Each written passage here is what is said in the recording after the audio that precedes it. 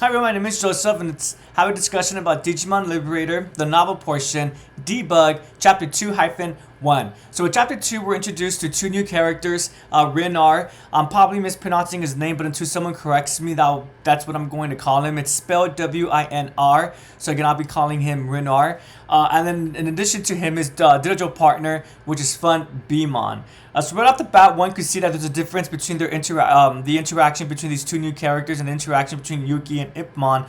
Despite the way that they communicate being different, though, I think that the writers are doing a really good job of having two sets of characters within the same world, but being distinctive from one another. I love how Yuki communicates with Ipmon. Again, at first I wasn't the biggest fan, but as I continued reading, I saw that there was more to Yuki than meets the eye, and I am very satisfied with the way that she thinks about not just herself, but also about Ipmon, even if it may not seem like it. And Ipmon, I enjoy how he's very standoffish, but he appreciates the teamwork and companionship that he receives from Yuki. With Winr and Digimon, they're much more affectionate with one another. The story actually begins with them kind of in a bit of a spattle, but they quickly work it out, and they end up working it out because unlike Yuki and Impmon, they do help one another, but I would argue that their relationship is less about support through lifting up one's spirits through positive sayings and things like that, and more just doing action, completing the goal that they're both working on, and showing through their actions that they're a great team together. With Winr and Digimon, we see that the reason why they're able to settle the differences quite quickly is because they're willing to be affectionate, not just with the way that they're behaving, but also with their words and language as well. And in fact, those are some of the quotes that I have for this chapter. Let me go ahead and read the first quote. Because you've been looking at soaking and lost in thought today, Winnie. That's what Digimon calls Winr, his nickname. Yeah, I'll admit that. And while I was watching you, you were looking at the Emerald Coast map and mumbling to yourself. I may or may not have been mumbling, but yes, I was definitely looking at the map. So I thought, surely, Winnie has some important business in the Emerald Coast, so I suggested we go. See, you were the one who suggested we come here. Touche. So what's going on right here is that Winr and Digimon are walking through the Emerald Forest City of Lacunia, which is really I don't think I said those words, the name correctly, pardon me, but it is the Forest City, the Emerald Cove, the Forest City along Emerald Cove, something along that line. But they're walking through this forest, and it's looking like Winr is heavy on thought and he's a little bit irritated, and that's what Digimon is pointing out. And Winr says, well, I'm not the one who suggested that we come up here, it was you. And then Digimon has his statement right here, and then that's when Winr states, oh, well, see, it was you who suggested that we come out here. So they're having a bit of a disagreement. They're trying to figure out what's going on. But what I like so much about this quote is that it shows very great showing versus telling. We didn't need to see Digimon actively stating that comment about him seeing Winr being not disgruntled, but being distracted and lost in his thoughts, and then Digimon noticing, hey, well, he's looking at a specific portion of the map. Winnie, why don't we go to that together? I love how that instead we get that after the incident occurred. For me personally, I think that's really good showing versus telling. But I think this line says a lot about the relationship between these two characters. Digimon noticed that Winr was disgruntled, and he does his best, maybe again not disgruntled, but distracted to himself, and so Digimon does his best to figure out and assist Winr without being in your face about it, right? In other words, what I mean by that is Digimon didn't go, hey Winr, hey Winnie, why are you looking at your map? Why aren't you talking to me? Why aren't you looking around the surroundings of this forest? You seem to be very much distracted. Continuing from that line of thought, though, Digimon is a very perceptive Digimon and can pick out the desires and intentions behind others' words and actions, like extracting nectar from a flower. Then, it casually, proactively, and ambly attempts to help out. For an 11-year-old boy like Winr, who was often seen as difficult and moody, Fun Beemon's companionship sometimes provided a significant relief. Since meeting Fun Beemon, his life has changed significantly. He has become slightly more proactive in forming connections with others, which he had previously considered a futile endeavor. Excuse me, I can't pronounce words sometimes. So what I love about this quote so much is that it further emphasizes how the reason why Fun Beemon and Winr are able to coexist together, not coexist, that sounds horrible, as if one of them has to kill the other individual. The reason why they're able to work together so efficiently is because essentially Fun Beemon is not in one's face. As the line points out, Fun Beemon's a very perceptive Digimon. They can pick out desires and intentions, and rather than pointing out again, hey Winnie, why are your desires this? Why is your attentions that for today? Instead, Fun Beemon seems to roll with the wave. If for this day, Winr's attentions are to just take a hike, Fun Beemon's not going to ask, well, why today specifically? Fun Beemon will tag along and hike as well and just have a conversation. If the next day or the next week, if Winr wants to just stay indoors and work on computers, work on a story, work on a painting, whatever it may be, a document, for like taxes or whatever, or not taxes, but like keeping track of finances or whatever.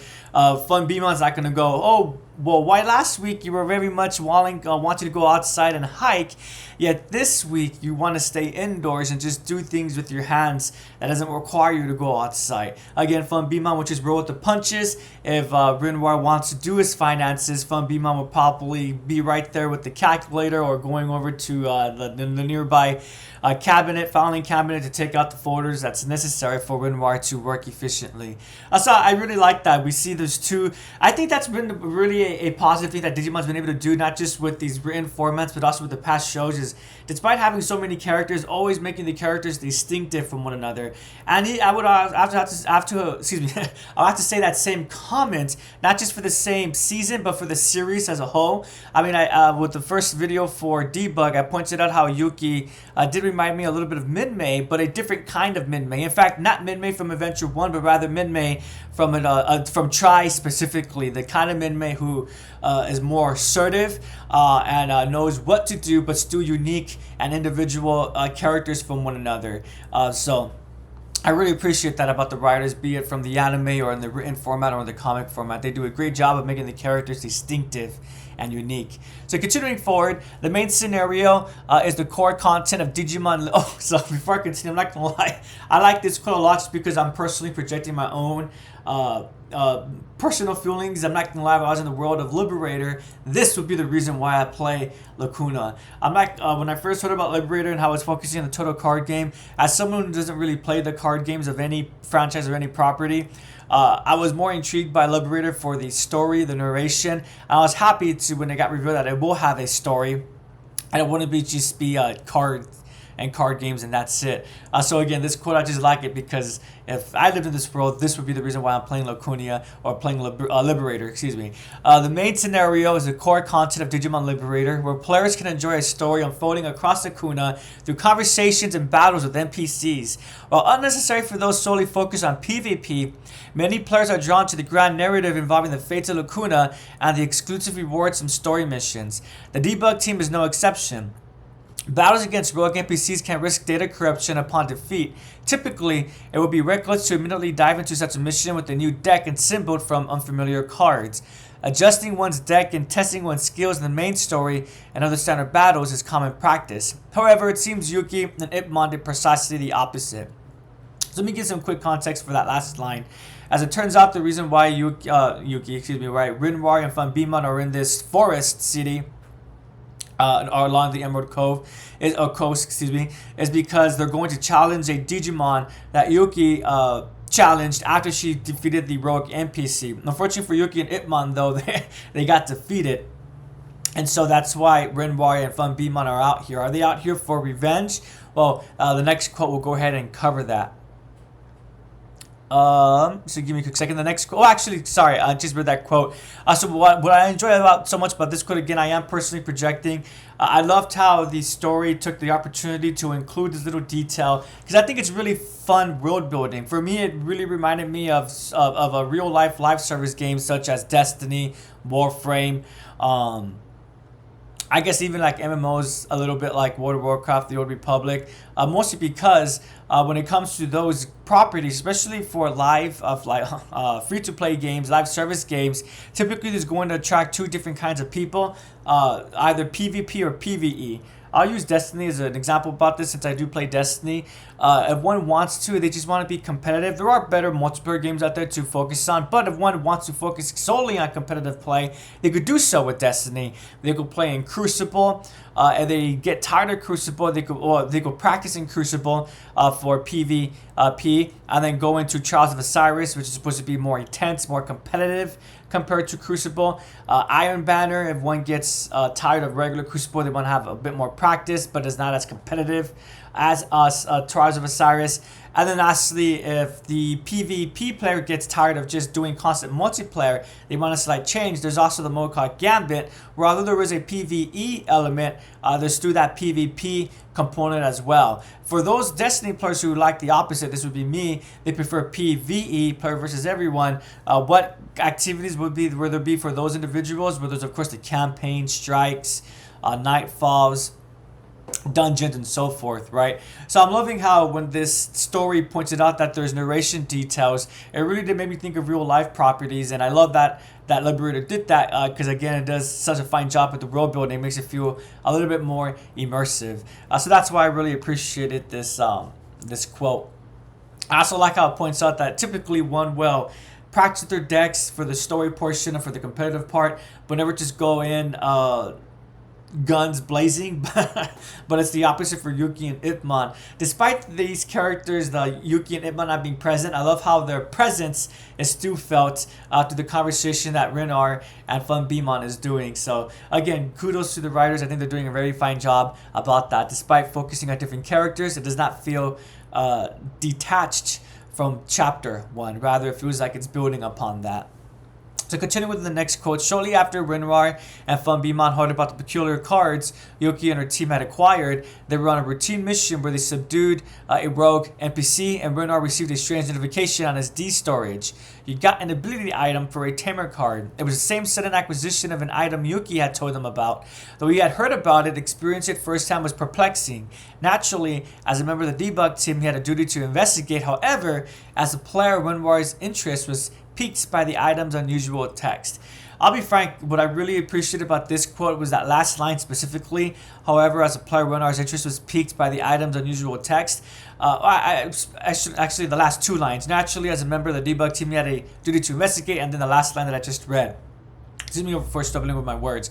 The reason why I really like those last two lines is because I think it does a fine job of adding character to Winr, or adding further characterization, further depth to the character that is Winr's character. What I mean by that is, one thing that I was a little bit, maybe concerned is not the correct word, that's too strong, but I was worried that since Yuki and Winr were part of the Debug team specifically, what does that mean about their relationship with the card game or with Digimon, separate from their professional duties?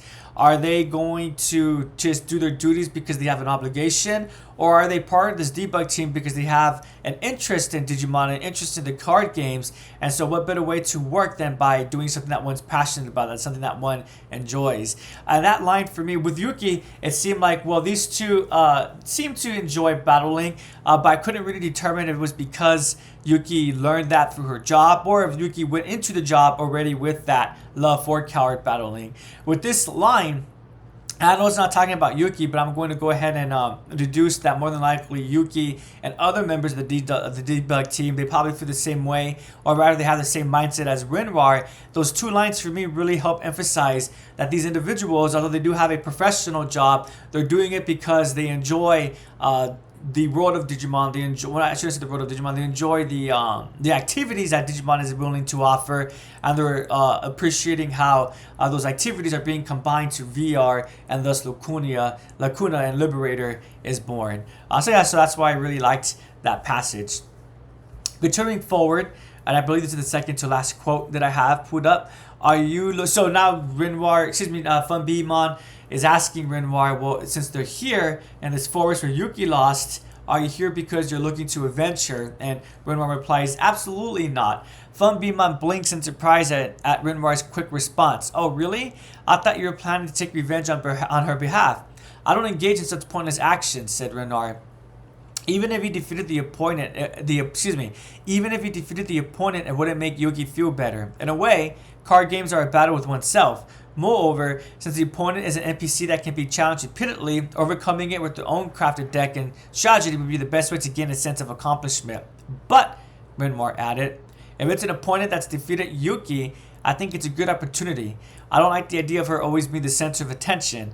And I also I also want to test out my new deck. So this line really shows that Winr is not as superficial or simple as he may seem to be. I don't think he ever seemed to be simple, by the way. Everyone looks at his character design, one could tell that Winr, although young, he's part of the Debug team for specific reasons. That's because he is experienced and talented with the card games. But this line further reinforces again that if one had the idea that Winr would be a superficial, simple character, they're incorrect about that. He's out here for two reasons. The first one, the easy reason to understand, is because, well, he wants to test his deck. I would argue that there's elements that Winr does have respect towards Yuki and Impmon, and if they lost against this rogue NPC, not a rogue NPC, it's a regular NPC. And they lost against this NPC, well, this NPC must be good. It's not just a random mill regular NPC. This one will actually be challenging. And thus, if Winr and Funbimon are able to defeat this NPC, that means they'll be an equal footing when compared to Yuki and Impmon. There's no power discrepancy, essentially. They're equals, they're peers. The second reason why Winr is out here too, though, is because it's looking like Yuki maybe has a name for herself. Maybe Yuki has proven herself more often than Winr has, or maybe it's just because the way that Yuki looks compared to Winr. Again, Winr looks very young, and maybe some people miscalculate what he's capable of. But the reason why I'm saying all this is because of this line. If it's an opponent that's defeated Yuki, I think it's a good opportunity. I don't like the idea of her always being the center of attention. Or so essentially what Winr is going to do is not only test his deck, but also test it against the individual who beat Yuki, thus proving that Winr is talented enough to defeat the NPC that won over Yuki. Right? Pretty straightforward. I feel like I repeated myself right there. But I like that a lot because it shows that Winr is very much, maybe not cutthroat, but he's also not just a pushover.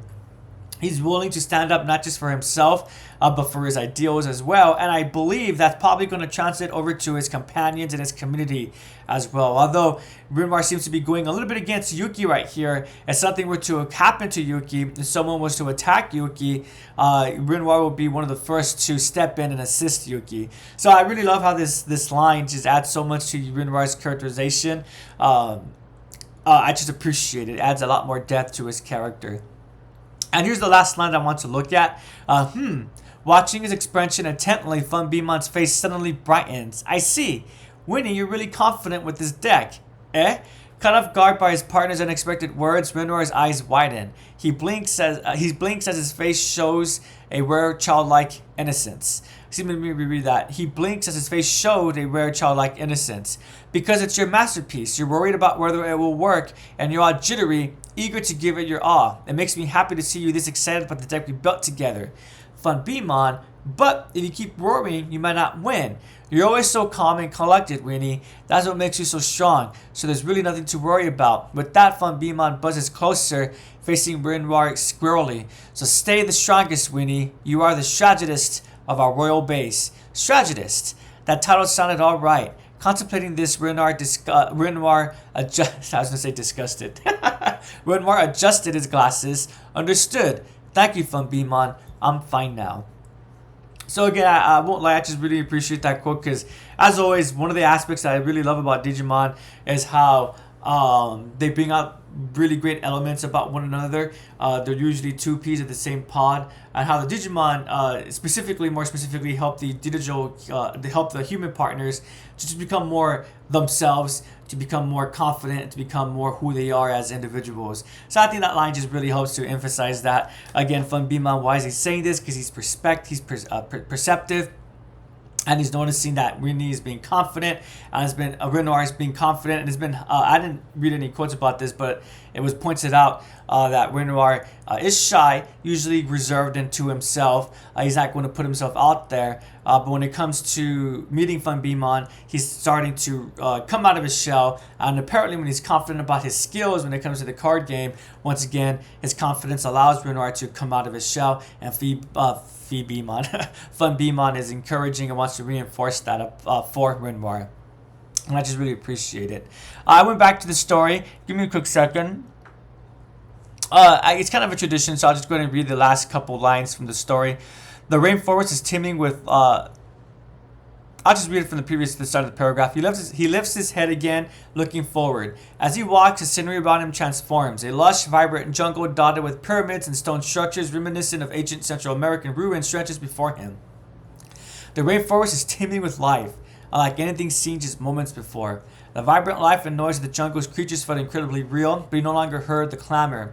His focus is solely on the NPC standing before him and the battle about to unfold. The game starts now. Let's build an unbeatable hive together. Leave it to me, Winnie. Exchanging words with his partner, Winr places his hand on the D storage. To be continued.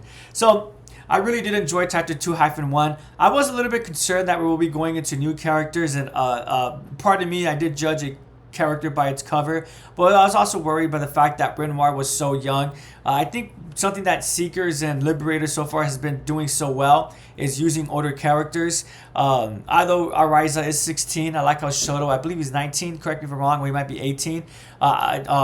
Adult age, quote unquote. And then from Seekers, of course, EG and Leon, they were both 19 going into 20 by the end of the story. And then you had Yolene, Satsuki, who I'd argue were more than likely older than 19 and 20. So when it came to seeing these new characters for the web novel of Liberator, I was a bit concerned. I was fine with Yuki, but then when I saw Winr, again, that concern started rearing its little head because I was judging Winr's character by its cover. And I'm happy to see that those concerns were unfounded. And it's looking like Winr is not going to be akin to, say, TK. He's going to be more like Kyrie, and even maybe, let me rephrase that, is going to be like Kyrie and even more assertive than that, because if one recalls Kyrie, although she was assertive, she was still young, and so she would break down a little bit as a young individual, like TK. But I would say that Winr is not going to be like TK, nor also, I forgot the character's name, but from Frontier, the individual with the hat. So I'm liking that about Winr's character, and I'm hoping that he could be the new assertive young character. Though I realize that's a little bit unfair because Kyrie and TK, they're much more younger compared to Winr. But hopefully one knows what I'm trying to state. But yeah, so thank you so much for listening / watching. One of you fine viewers pointed out that I should just enjoy the showing, and rather, one of the viewers pointed out that these stories, more specifically, Liberator is doing a really good job of showing versus telling and doing the world building in such a way where one is able to ride with it. And I do have to agree with that. And if it seems like I'm just engaging more with the narration than the world building, I do apologize for that. For me, the immersiveness allows me to engage more with the story. And so I am loving both aspects of Liberator. So yeah, hopefully that makes sense. But yeah, thank you so much for watching / listening. I do appreciate it. My question for everyone for this chapter is, what's your thoughts and opinions for Winr? Did you have any negative thoughts about him the way that I did, maybe? And did your opinion about him change after you read this portion? Again, thank you for watching and / listening. I appreciate it. Have a great day, a prodigious day, and take care.